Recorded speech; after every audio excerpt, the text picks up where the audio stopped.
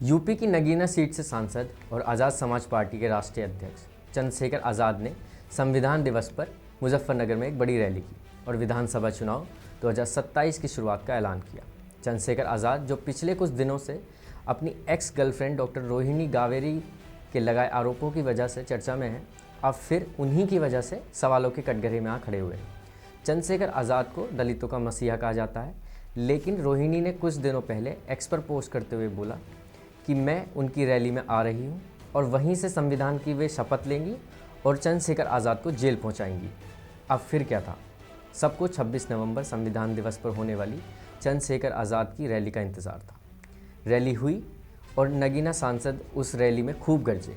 उन्होंने अपने विरोधियों पर जमकर निशाना साधा, लेकिन उनकी एक्स गर्लफ्रेंड डॉक्टर रोहिणी गावेरी वहाँ नहीं पहुँची। वजह पूछने पर रोहिणी ने कहा कि मेरे वीज़ा रिन्यू नहीं हो सका, इसलिए मैं स्विट्ज़रलैंड को नहीं छोड़ पाई। आगे वो कहती हैं कि मेरे आने के डर से चंद्रशेखर आज़ाद ने 26 नवंबर को होने वाली रैली के लिए बंद कमरे में बयान देकर मीडिया को जारी किया। हालांकि रोहिणी सभा से पहले अपने सोशल मीडिया पर एक हवाई जहाज़ में जिसमें वो बैठी हुई हैं तस्वीर शेयर कर चुकी थी, जिसमें उन्होंने लिखा था, हक और अधिकार की लड़ाई में निमंत्रण नहीं भेजे जाते, जिनका ज़मीर जिंदा होता है वे खुद दौड़े चले आते हैं। अब मैं पहुंच रही हूं, जो होगा देखा जाएगा। मुझे सुरक्षा देना खुद चंद्रशेखर का काम है, क्योंकि वो जानते हैं मुझे अगर एक खरोच भी आई तो वे जेल जाएंगे।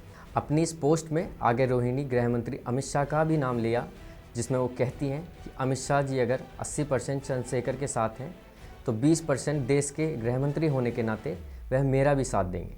समझदार को इशारा काफ़ी होता है, समझ जाओ। पर रोहिणी मुजफ्फरनगर में होने वाली रैली में नहीं पहुंची। पर चंद्रशेखर अपनी रैली में विपक्ष पर खूब बरसे, जिसमें उन्होंने कहा कि एसआईआर के जरिए वोट चोरी नहीं होने देंगे। नगीना सांसद चंद्रशेखर आज़ाद ने भाजपा सरकार पर खूब तीखे वार करते हुए उन्होंने बोला कि बिहार में एसआईआर के जरिए वोटों की चोरी हुई, लेकिन हम यूपी में ऐसा नहीं होने देंगे। चंद्रशेखर ने 2026 को लेकर एक घोषणा भी की, जिसमें उन्होंने कहा, हमारी सरकार आने पर हम प्राइवेट सेक्टर में दलित समाज को नौकरी देने के साथ साथ यूपी में हाईकोर्ट बेंच स्थापित करेंगे।